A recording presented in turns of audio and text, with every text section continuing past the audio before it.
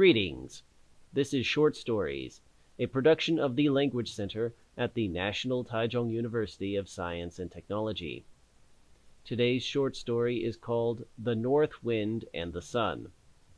It's about the rivalry between two forces of nature. They make a bet to determine which one is more powerful. Can you guess who will win? I bet you already know the answer. And now the vocabulary. Contender. Contender. The contenders met in the boxing ring. Eon. Eon. Scientists say that the Big Bang happened eons ago. Hurricane. Hurricane. Miami, Florida was devastated by a powerful hurricane. Jealous. Jealous. She was jealous of her sister's success. Once and for all. Once and for all. This solution will fix the problem once and for all. Pale in comparison. Pale in comparison. Human effort pales in comparison with the forces of nature. Ray. Ray. The sun's rays warmed the pavement. Rivalry. Rivalry. The rivalry between the athletes was intense. Now that the vocabulary has finished, I will let Derek begin reading the story. Human effort pales in comparison with the forces of nature. That is clear.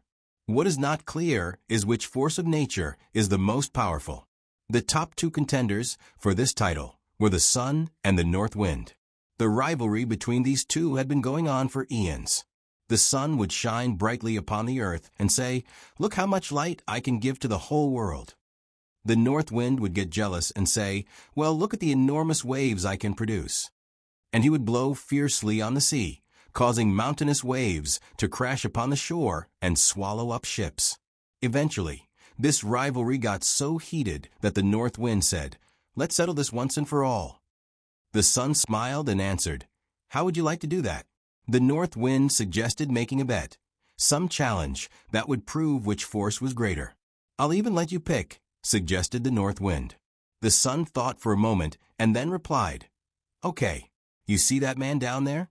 Whoever can get his coat off will be declared the most powerful force of nature." The north wind agreed to those terms, and the two shook hands. The north wind went first.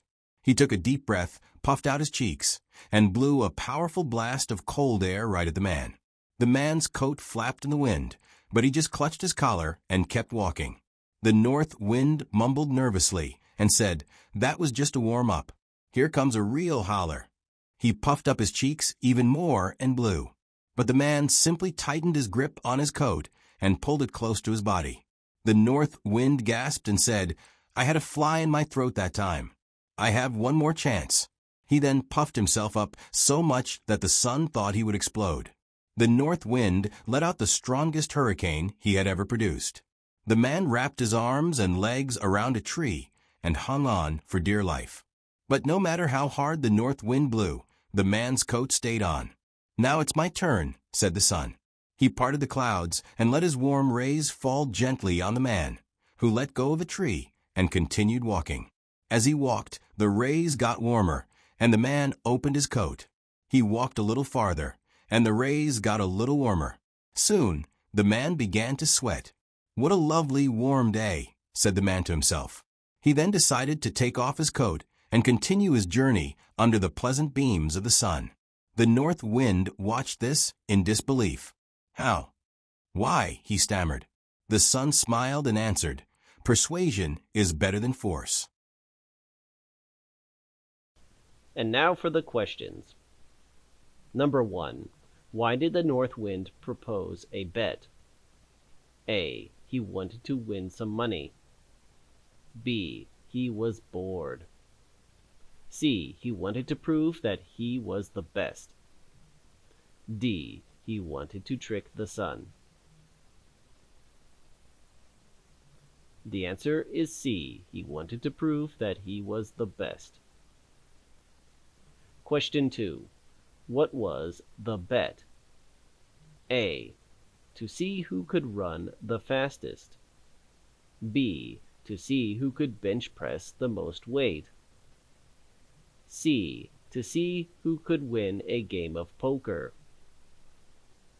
D. To see who could make a man remove his coat. The answer is D. To see who could make a man remove his coat.